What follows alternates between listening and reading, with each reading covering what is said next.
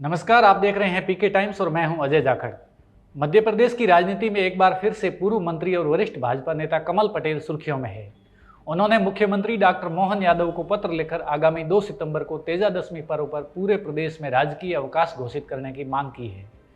कमल पटेल का कहना है कि सत्यवादी वीर तेजाजी महाराज केवल जाट समाज ही नहीं बल्कि पूरे किसान वर्ग के आराध्य देवता है और तेजादशमी का पर्व मध्य प्रदेश में श्रद्धा, आस्था और उत्साह के साथ मनाया जाता है।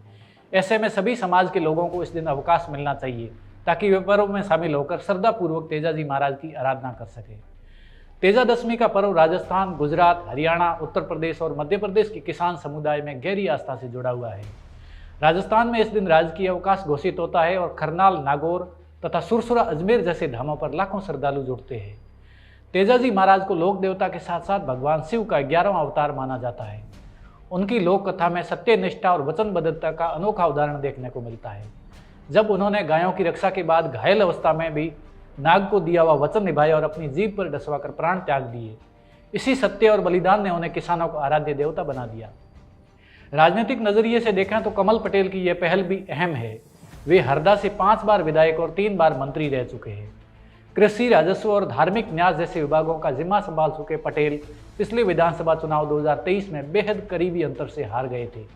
इसके बाद वे बैतूल सांसद और केंद्रीय राज्य मंत्री दुर्गादास उइके के सांसद प्रतिनिधि बनाए जाने पर चर्चा में आए थे। तब कांग्रेस ने कटाक्ष करते हुए इसे पार्षद से भी नीचे का पद करार दिया था। अब तेजादशमी पर अवकाश की मांग कर उन्होंने फिर से किसान वर्ग और लोक समाज के बीच चर्चा का विषय बना दिया है।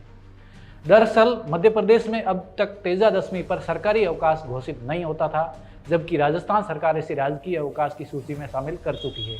ऐसे में कमल पटेल की ये मांग न केवल किसानों और जाट समुदाय की आस्था से जुड़ी है, बल्कि ये राजनीतिक रूप से भी बड़ा संदेश देने वाली पहल मानी जा रही है।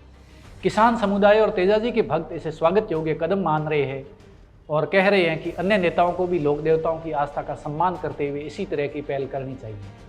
तेजादशमी को लेकर उठी ये मांग आने वाले दिनों में मध्य प्रदेश की सरकार के लिए एक सांस्कृतिक और राजनीतिक कसौटी साबित हो सकती है। अगर इसे मंजूरी मिलती है तो यह लोक आस्था और किसान भावनाओं को सम्मान देने की ऐतिहासिक पहल होगी। ऐसी खबरों के लिए देखते रहिए पीके टाइम्स। नमस्कार। मरुधरा से खुद को जोड़ने के लिए सब्सक्राइब करें और बने रहें पीके टाइम्स के साथ।